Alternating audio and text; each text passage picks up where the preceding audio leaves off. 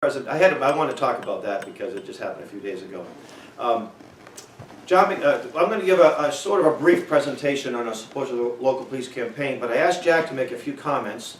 Can you put that one on? Okay. Jack was involved back in the early days of the society in our campaign, so I asked him to speak for about 10 minutes to speak on what happened back in the day. So Jack was he's the national president of the John Birch Society, lives in Wakefield, Massachusetts, and has been on staff since the early 60s. So, Mr. McManus.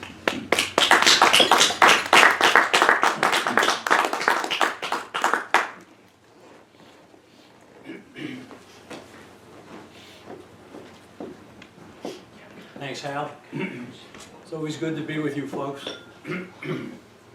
I brought along a couple of things to mention.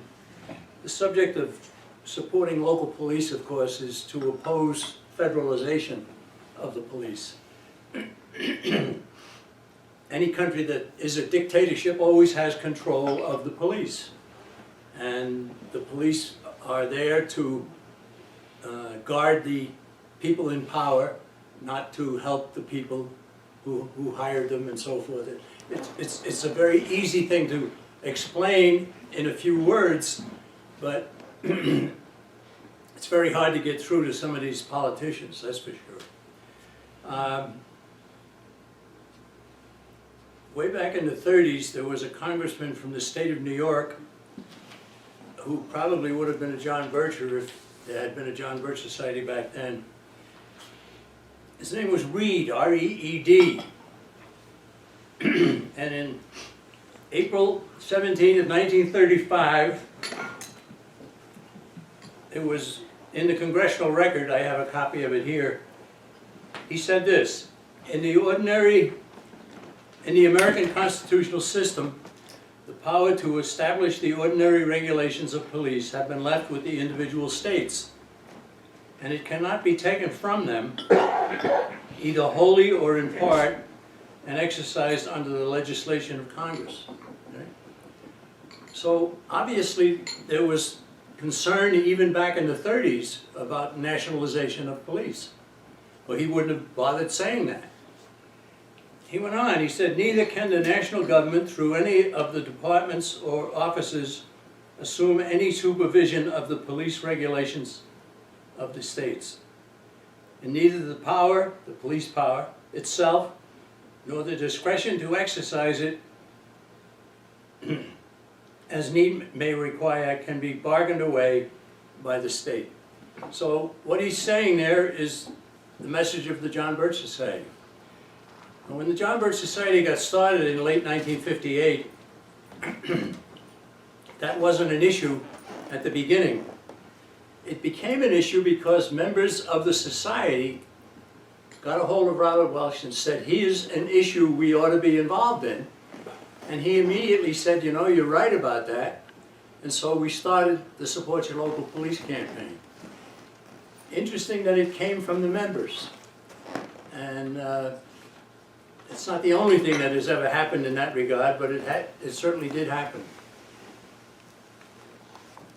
Back during the civil rights days, there was an awful lot of attempt to federalize police. There were calls all the time for taking police power away. Police brutality was a big issue, as it is today. And the society got involved. We came out with a little flyer called Policeman. And it just talked about what it means to be a policeman. And then it talked about police brutality. It talked about the war on police, quoting from a Senate report about the communist attempt to destroy local police and federalize them. And then the stated principles of the Support Your Local Police committees. And on the back, please send me information, help me know more about this. For $1 you get a packet, for another $1 you get so many copies of the flyer and so on. So, well, this was widely reprinted. You weren't in the society at that point. Not until the late 80s. Yeah. This was reprinted all over the country, and it did a tremendous job. And policemen everywhere were looking at it and saying, my golly, there's somebody who supports us? This was a surprise to a lot of policemen, and so forth. So we used that to great effect.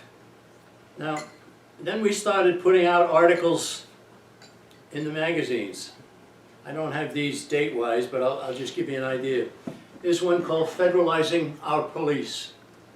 That was from the Review of the News. The author of that was himself. Right? Here's Polycrats, Beware National Police. Polycrats meaning police bureaucrats. We also had OSHA-crats at the time to fight against the Occupational Safety and Health Administration. So putting crats at the end of something became quite common. This was by Alan Stang. These were reprinted and many, many thousands of copies. Here's one by Gary Allen. Gary Allen wrote an article called Federal Police. Here's one called Support Your Local Police by a fellow named Gary Handy. And here's another one, Local Police, Keep Them Independent by Timothy Heinen. So you can see that the society was very active. Now, right in the middle of all of the activity, the federal government came out with an organization called the Law Enforcement Administration, Law Enforcement Assistance Administration, LEAA, right? And the goal there was to have the federal government start financing local police. Well, when you finance something, you gain control of it. So we had to oppose that. And some of these reprints got into that subject. And lo and behold, we were successful. And the federal government finally did away with the LEAA. It came back, the goal to finance and then control local police has come back, as you know, several different other ways, but that organization itself was abolished, and it was because of pressure put on by the John Birch Society. And I like to think of things like that when people say, oh, you Birches, all you ever do is talk and read books, you never accomplish anything. Mm-hmm. Right? You heard that? Oh, I've heard it. Right? Well, yeah, we talk and yeah, we read books, but we also have some clout. And I'm discovering more and more, as Hal mentioned, I'm going to be speaking on December 12th about the history of the society. More and more, I find out other little victories that we had over the years. And if we can have little victories, we someday hope to be strong enough to have big victories. Right? So every once in a while, I would get contacts from members here in the country and so forth, and wanting to know if we could put together a flyer for them to distribute to stop something that was going on in their community. So I got a call from good folks in Houston, Texas, wanting to know if I could put together something quickly for them, because they were starting a civilian review board down there. Now, civilian review board was something that we fought very successfully in New York City, of all places, and defeated it. The civilian review board was to be put between the working policeman and his superiors.